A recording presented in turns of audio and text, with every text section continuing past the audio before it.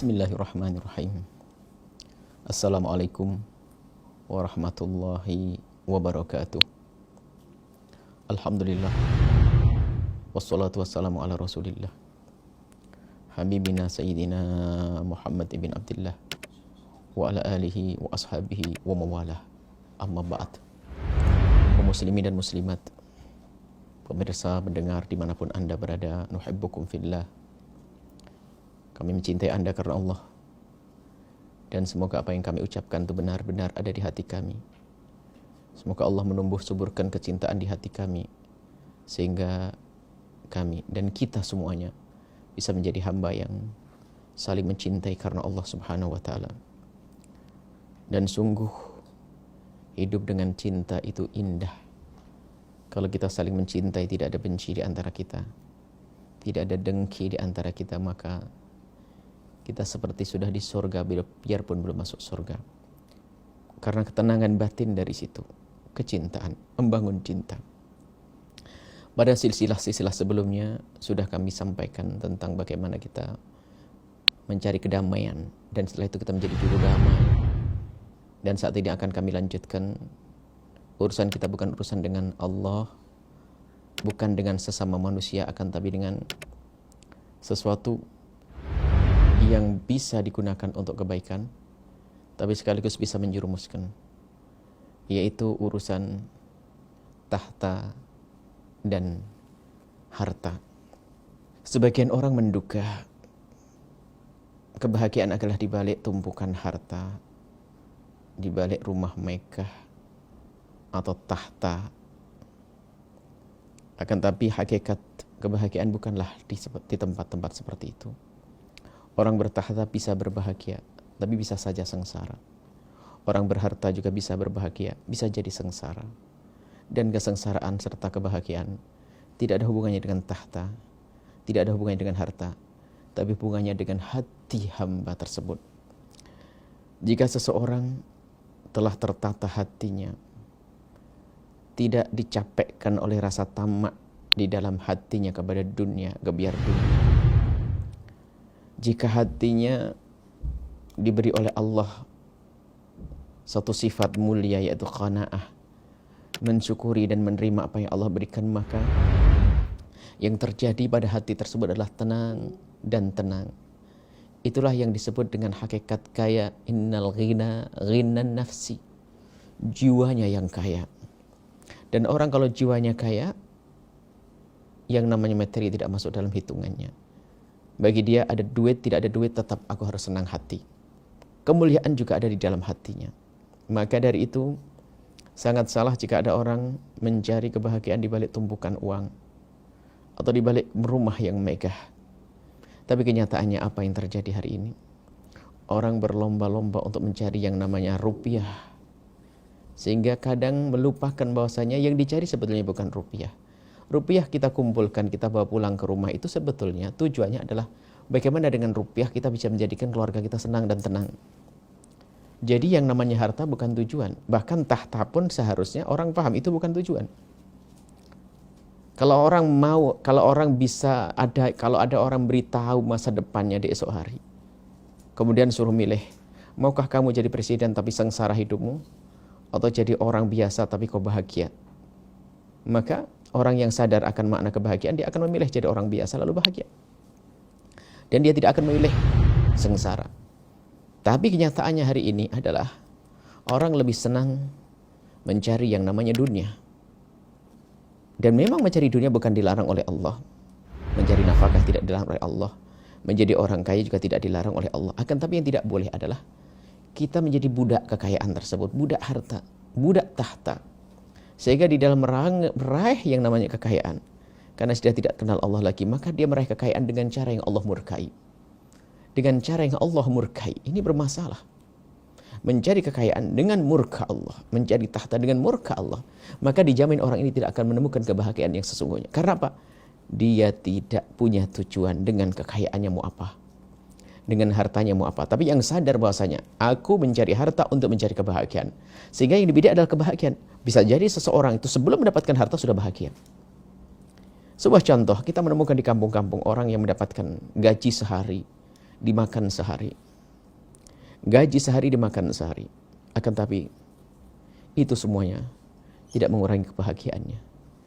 Bangun pagi dia sudah bisa bercengkrama dengan indah dengan keluarganya. Bahkan dia pergi ke sawah pun sebelum sarapan. 1 jam 2 jam kemudian datang istrinya menghantarkan hanya singkong rebus saja. Kemudian sama kopi yang dicampur dengan beras, bukan kopi murni. Kemudian Masya Allah, dengan gula merah yang dipotong-potong. Karena kalau dicampur dengan airnya akan boros, dipotong-potong, digigit gula merahnya sambil dia minum kopinya. Subhanallah. Pagi sudah senyum, pulang senyum, Masya Allah. Di saat di siang harinya pun ternyata dia hanya di bawah gubuk reot, di bawah gubuk yang sudah lama, sudah hampir roboh. Akan tapi dia bisa menikmati tidur lelap di tengah sawah. Setelah terbangun dia bisa melihat melihat padi yang sudah mulai menguning dan seterusnya. Oh, kebahagiaan. Enggak punya masalah. Setiap ada acara di masyarakatnya mudah dia mengikuti. Tapi lihat di sana, tidak jaminan orang kaya semuanya lengkap dia senang. Hartanya melimpah, duitnya banyak, tapi sedih terus, gelisah hatinya. Mulai dari keinginannya bermacam-macam, ketamaannya semakin menguat, membesar. Ngelihat orang lain sukses, dia bingung untuk bisa menjadi pesaingnya dan seterusnya. Dia hidupnya capek. Tapi di sana juga ada orang yang diberi oleh Allah kekayaan, tapi dia senang. Abdurrahman bin Auf, kaya raya tapi adalah bahagia. Ada orang yang hidupnya dengan kefakiran tapi sengsara, ada.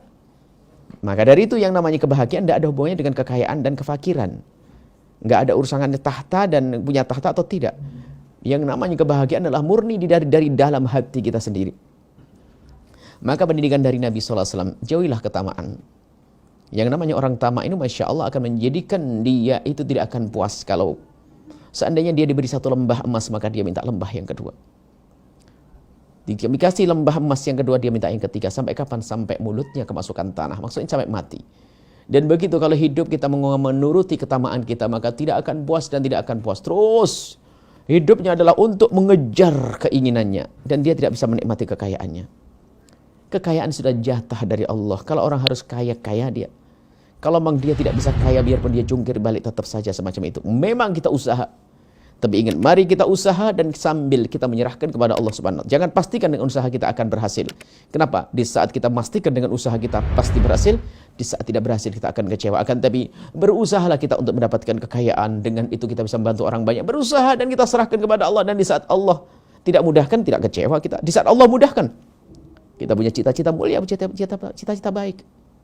Jadi mari kita sadari semuanya, dari anda, kita semuanya.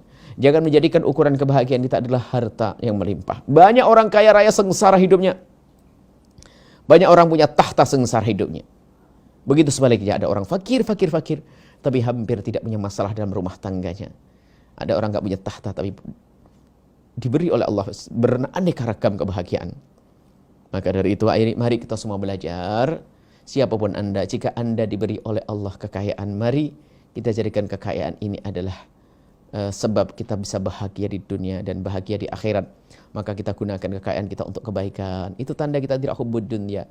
Kita dermakan, berbagi dengan yang lainnya. Bukan ego membesarkan kesombongan kita. Dan juga di saat diuji oleh Allah dengan kefakiran, maka ketahuilah fakirnya orang beriman hanya di dunia saja. Setelah di akhirat dia akan dapat kekayaan. Maka jangan sampai di dunia fakir, ternyata di akhirat menjadi fakir juga. Maka yang diuji Allah dengan kefakiran, fakirlah yang sabar, fakir yang nerima, fakir yang bersyukur.